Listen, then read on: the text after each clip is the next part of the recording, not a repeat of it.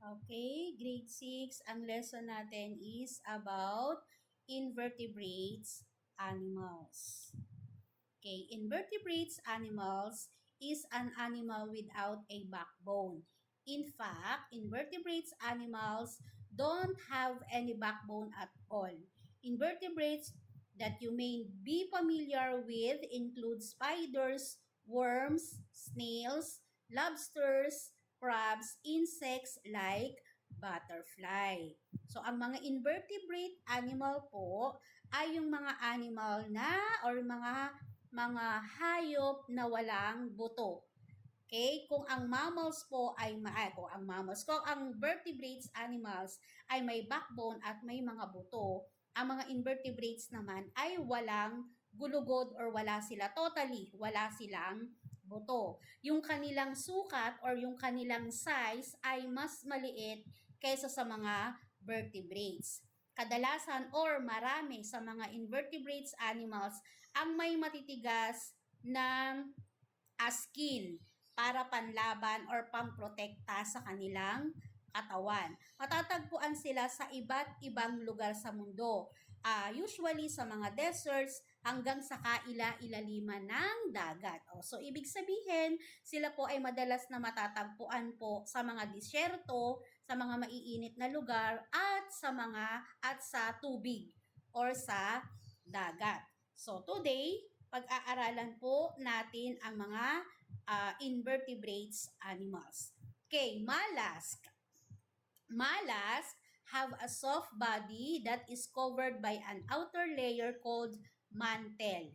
Many mollusks live inside a shell, but not all of them. Some examples of mollusks include squid, snails, octopus, and oysters. Okay, ang malas po ay ang malaking grupo or big group of invertebrate animals. Sila ay kilala or mas all known na may malalambot na katawan at madalas meron silang matigas na shell na pinoprotektahan nila, pangprotekta sa kanilang katawan, kagaya ng snail. 'Di ba ang snail po ay matigas yung kanyang body coverings, pero yung loob niya ay super lambot. Okay, malalambot yung kanilang katawan. Ito yung pangunahing characteristics or pagkakakilanlan sa mga malas. Marami sa kanila ay may mga shell. Yung mga shell nila usually po ay gawa sa tinatawag na calcium carbonate.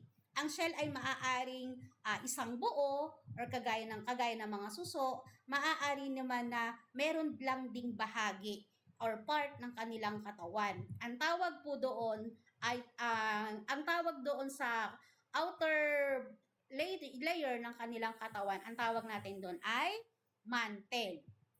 Okay? Madalas sila po ay nakatira sa iba't ibang lugar. Usually sa dagat, sa ilog, at meron din sa lupa, kagaya ng snail. Yung snail po ay matatagpuan natin sa soil. Yung squid ay nasa water, no? Ibig sabihin, yung mga malas po pwedeng sa water at pwedeng sa land. Meron silang hard body covering and soft body sa loob. Pinaka-soft yung kanilang, malambot yung kanilang katawan. Yung pinakamatigas na bahagi ng katawan nila, ng tinatawag nga nating mantle, yun po yung pinaka nagpoprotekta sa kanilang laman or dun sa pinakaloob ng kanilang katawan. Yan ang malas. Okay, ang squid, snails, octopus, and oyster ay kabilang po sa mollusk family ng invertebrate animals. Okay. Next is arthropods. Arthropods are invertebrates that have a hard outside covering called an exoskeleton. Insects, crustaceans, and arachnids are three of the largest arthropods group. Okay, ang mga arthropods naman, ito yung group naman ng invertebrate animals or invertebrate na meron silang tinatawag na exoskeleton. Ito yung matigas na bahagi ng kanilang katawan, pinaka-body coverings nila na matigas, na yun po yung pumoprotekta sa kanilang katawan. Ang kanilang katawan ay nahahati into different sections. For example, etong nakikita ninyo sa picture, kung mapapansin ninyo, yung kanyang katawan ay bahagi or section. Putol-putol, merong mga palikpik, yung paa niya, tignan nyo dyan sa picture, yung paa niya ay ilang section yung kanyang paa. So, segmented yung kanyang body or yung kanilang katawan, hati-hati po. Meron din silang mga paa, pakpak, at iba pang mga bahagi ng katawan at may mga kasukasuan or may mga joints. Okay? Yan yung kaibahan ng ito ang kaibahan ng arthropods, no? Although meron siyang hard body coverings, pero yung kanyang katawan ay hati-hati. Okay? Or section.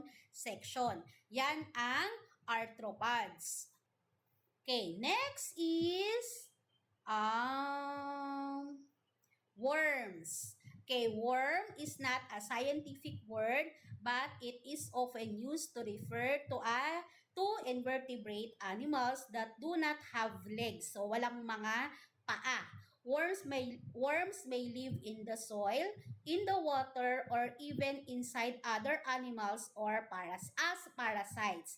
Some example includes tapeworms, leeches, and earthworm. Okay, ang mga worms naman daw or ang mga worms ay kind of invertebrate animals na wala sila pong mga paa. Or worms also known as uod. Okay? Wala silang mga paa, usually nakatira po sila sa soil or sa lupa. At hindi lang sa lupa, kahit po sa loob ng katawan ng mga hayop at kahit tayo. Sa loob ng ating katawan, merong tayong mga worms or nagsisilbing mga parasite nasa loob po ng ating katawan. Mahaba at malambot yung ang katawan ng mga worms. Usually, they do not have bone, wala silang buto at gulugod.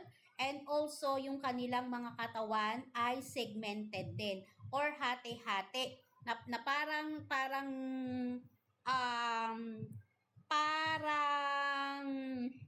arthropods.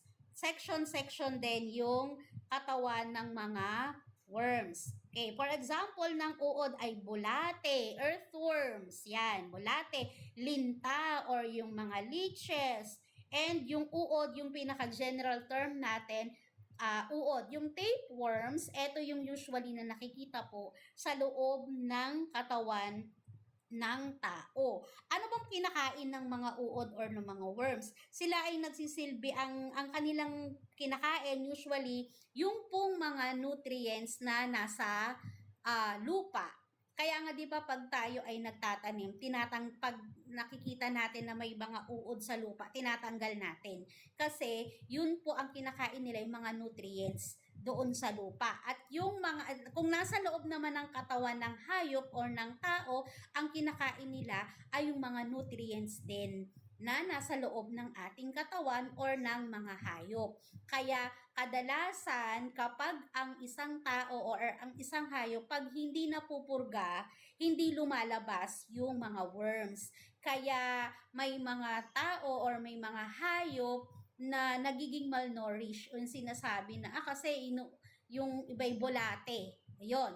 Kasi nga kinakain nila, nagsisilbing pagkain ng mga worms po yung nutrients kung saan sila namamahay. So hopefully na natutunan po ninyo ang invertebrates animals. Sana sa susunod ay makapag face to face na tayo. Kung kayo ay may tanong,